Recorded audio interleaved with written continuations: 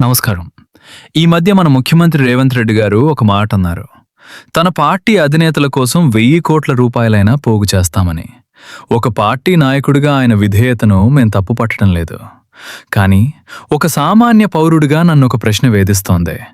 1000 కోట్లిచ్చి ఆదుకోవడానికి ఆ కుటుంబానికి ప్రపంచవ్యాప్తంగా ఎంతోమంది అండగా ఉన్నారు. కానీ ఇక్కడ పునర్విక అనే ఒక చిన్నారి ప్రాణం కోసం పోరాడుతోంది. SMA అనే భయంకరమైన వ్యాధితో బాధపడుతున్న ఆ చిన్నారికి 16 కోట్ల రూపాయల ఇంజెక్షన్ కావాలి. ఆ 1000 కోట్లలో కేవలం 1% ఈ పాప కోసం ఖర్చు చేసిన ఒక నిండు ప్రాణం నిలబడుతుంది. రాజకీయ భక్తి కన్నా మానవత్వం గొప్పదని నిరూపించండి సార్. పునర్విక తల్లిదండ్రులు కన్నీళ్లతో రోడ్ల మీద నేడుకుంటున్నారు. ఉన్నవారికి కాకుండా ఏమీ లేని ఈ అభాగ్యులకు తోడుగా నిలబడితేనే ఈ సమాజం మిమ్మల్ని దేవుడిలా చూస్తుంది.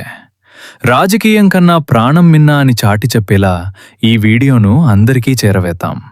చిన్నారి పునర్వికను కాపాడుకుందాం.